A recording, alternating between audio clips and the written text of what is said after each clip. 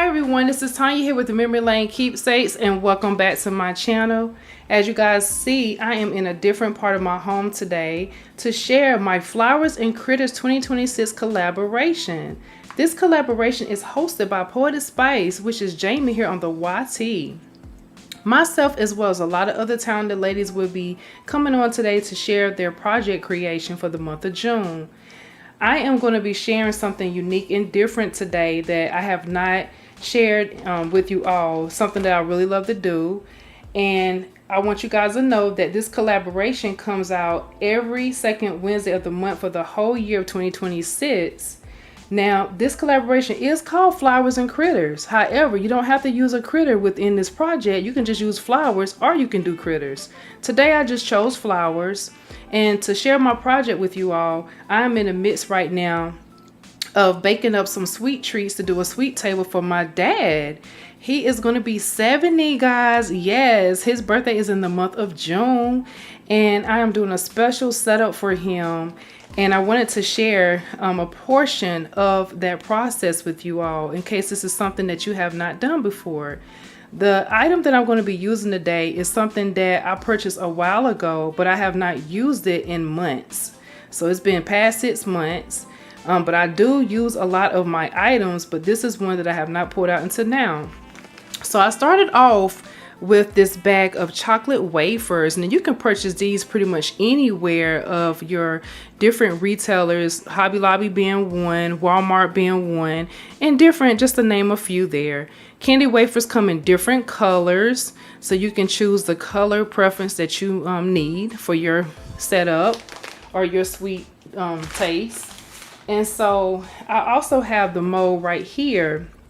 This is my flower mold. This mold right here has a lot of different size flowers on here. So I'm going to be showing you guys how I do my process with making my chocolate flowers. Now understand, you can also use molds for other things as well. You can use a mold with clay, but just so you know, special tip here, do not have clay and chocolate in the same mold. Designate one for one or the other. That way it's food safe. Because this is a food mold, but however, it can be used for clay, but I do not mix the two. You want to keep those separate. That's the tip for you. Please adopt that. Definitely make sure you do that. So I'm going to be using the chocolate. I've already melted up, and you can use, if you have a piping bag, feel free to use that. But if you just have a Ziploc bag like I do, go ahead and pop that chocolate and melt that on down. And you can place it inside of a Ziploc bag and go ahead and cut a little hole there. So I'm going to go ahead and fill up my chocolate mold here so you guys can see this.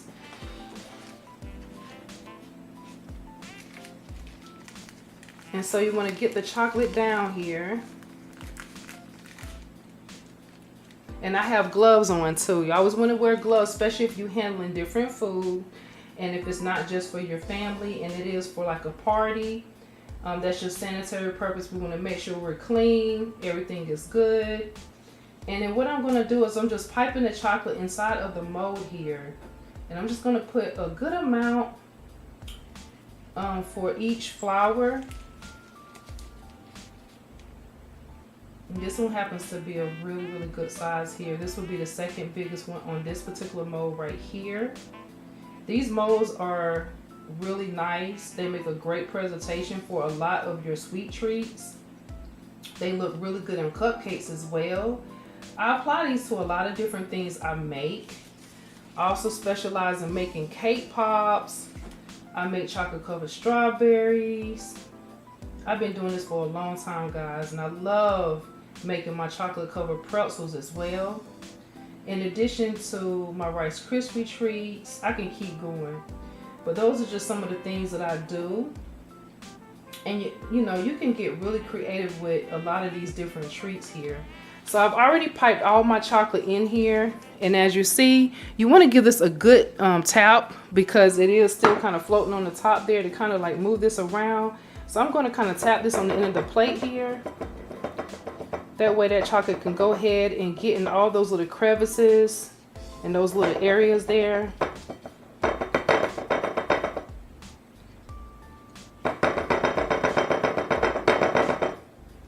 Alright, so that is pretty much ready to go in the fridge. You want to put that in the fridge about 2 to 5 minutes to go ahead and get a chance to chill up. And so I have one already prepared because we're not going to wait that time to do that. So I have this one right here. This is what it's pretty much going to look like when you have your chocolates from the fridge and they have been chilled. I have some that I've already prepared here. I've been really busy, guys. Look at all these flowers. Look how gorgeous they are. And all these different colored chocolates. So you can see the colors that we're going with for the party. So here's how it looks right here. This is the royal blue, or actually the dark blue.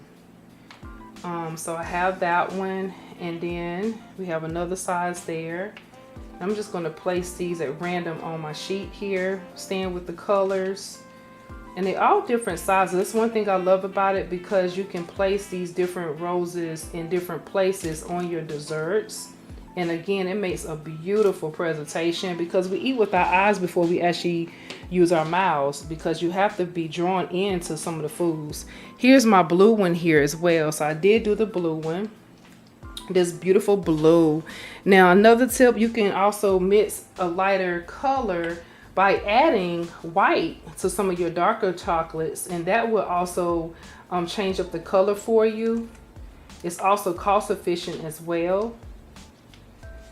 And I really adore making things like this. And it is tedious. If you're one who loves a tedious project, this is definitely a good one for you.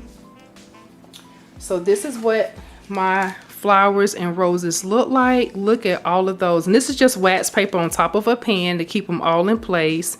It's good to have a whole day to prepare things like this, so that way you're not making all your treats like your chocolate covered Oreos and your pretzels and different things like that, to be able to go back and have to do this before you do all those other things. That way you can go ahead and just have an assembly line and just get all your things done. So those are my roses there, and let me show you what it looks like on a finished project.